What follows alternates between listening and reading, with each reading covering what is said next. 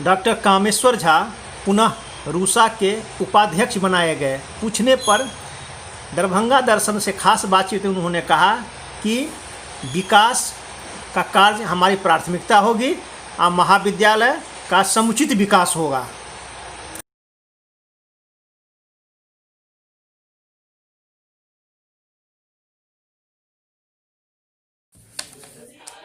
Sir, Bihar सरकार ने रूसा का पुनः आपको दोबारा उपाध्यक्ष बनाया गया है, क्या सर कहेंगे आप?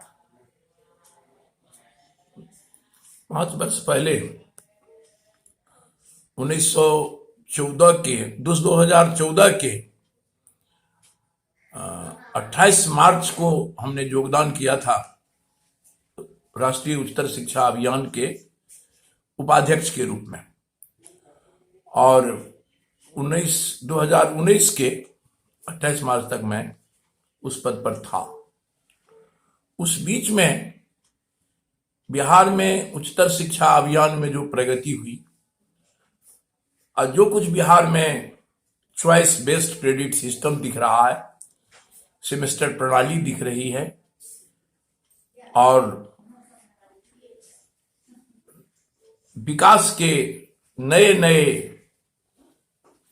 प्रमाण दिख रहे हैं, वो सब रूसा का ही देन है।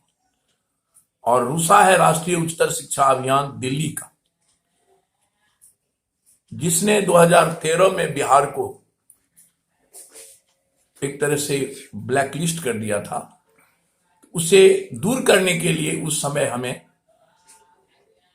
श्री नीतीश जी की सरकार ने, नीतीश कुमार ने खासकर मुझे चाहा और मुझे बुलाकर कहा कि अभी ये संगठन अस्तित्व में नहीं है बिहार में, न एक कुर्सी है, न एक टेबल है, न एक ऑफिस है, न एक पियन है, न एक गिलास पानी का प्रबंध है।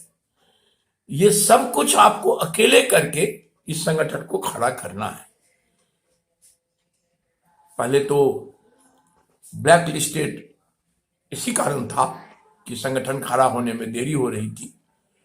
उसे मैंने कलकत्ता जाकर 2 और आदमी के सहयोग से, मुंगेर के एक कुलपति हैं उनके सहयोग से, एक अनूप सिन्हा सेवानिवृत्त हुए हैं बोर्ड के सेक्रेटरी के रूप में, बिहार स्कूल अफसर बोर्ड के सचिव के रूप में, उनके सहयोग से हम लोगों ने डिलिस्ट करवाया इसको। फिर से बिहार में गति आई।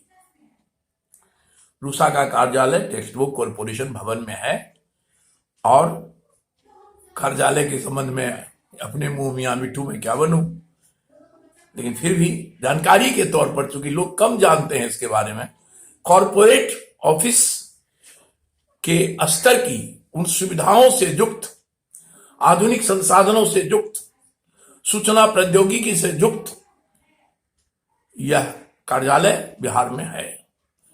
और बिहार में मेरे योगदान के पहले कभी भी विश्वविद्यालय अनुदान आयोग से 100 करोड़ से अधिक सभी कॉलेजों को मिलाकर, अंगीभूत कॉलेज 263 और संबद्ध कॉलेज उस समय करीब 74 थे जो यूजीसी से मान्यता प्राप्त थे, कभी भी 100 करोड़ से अधिक अनुदान नहीं मिला था।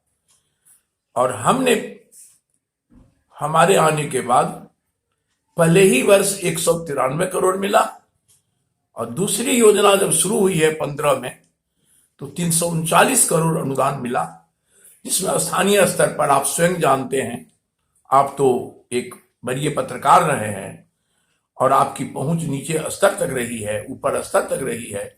संस्कृत यूनिवर्सिटी का जीर्णोद्धार, मिथिला यूनिवर्सिटी में चमक, 20 करोड़ सबसे पहले मिथिला को मिला, फिर संस्कृत को मिला, उस बीच में मुजफ्फरपुर को मिला, भागलपुर को मिला, पटना वुमेन्स कॉलेज के स्तर का हम लोगों ने एएन कॉलेज पटना को बना दिया। और यह सब रूसा के कारण, इन कारणों से निश्चित ही नीतीश कुमार प्रभावित हुए। यह मैं स्पष्ट कर देना चाहता हूं कि नीतीश कुमार के अन्य क्षेत्रों में भी जो कार्य थे, बैठे बैठे मैंने उसको भी दस्तावेजी रूप दिया और नीतीश कुमार हमसे अवगत थे। सरदार पटेल पर एक प्रैग्मेटिज्म नाम की किताब थी जिसका उन्होंने विमोचन किया था। तो उन्होंने देखा कि बिहार की प्रगति में जब दिल्ली में रूसा का मीटिंग हुआ तो बिहार की छवि को भी हमने अपने भाषण से बुलंद किया, अभिभाषण से। ये सूचना भी उनको लगातार मिलती रही। हमने नई शिक्षा नीति जो अभी वर्तमान सरकार की बनी है उसमें मैं आपको मनोज जी कहना चाहूंगा कि आप भी एक बिहारी हैं। हर बिहारी को इस बात का गौरव होना चाहिए कि कभी विद्वानों ने आर दिवाकर ने कहा था कि बिहार जो आज करता है कल उसको भारत करता है और परसों उसको दुनिया करती है। तो इस चीज को नीतीश कुमार ने 2005 में चरितार्थ किया था, जब मुख्यमंत्री बनते ही 1986 से स्वर्गीय भारत रत्न राजीव गांधी ने नई शिक्षा नीति लागू की थी। तो उन्होंने मानव संसाधन विकास विभाग कहा था।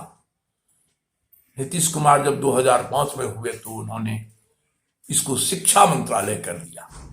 उपाध्यक्ष बने। सर, जो बिहार में अगर खासकर मिथिला विश्वविद्यालय के कई कॉलेजों की बात करें, रूसा द्वारा जो राशि दी जाती है उसका सही उपयोग नहीं हो पाता। कई महाविद्यालय में अभी रूसा की राशि बची हुई है, उसका सही समय पर उपयोग नहीं हो पाता है। मैं आपके बात का ध्यान दूंगा।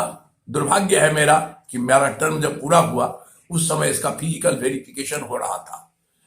फिजिकल वेरिफिकेशन को मैंने नहीं देखा है। अभी मैंने योगदान किया है, सारे रिपोर्ट को मैं देखूंगा और त्रुटि का मैं निवारण करूंगा या दोषी को दंडित कराऊंगा और जहां उपयोग नहीं हुआ है उपयोग का मार्ग प्रशस्त करूंगा।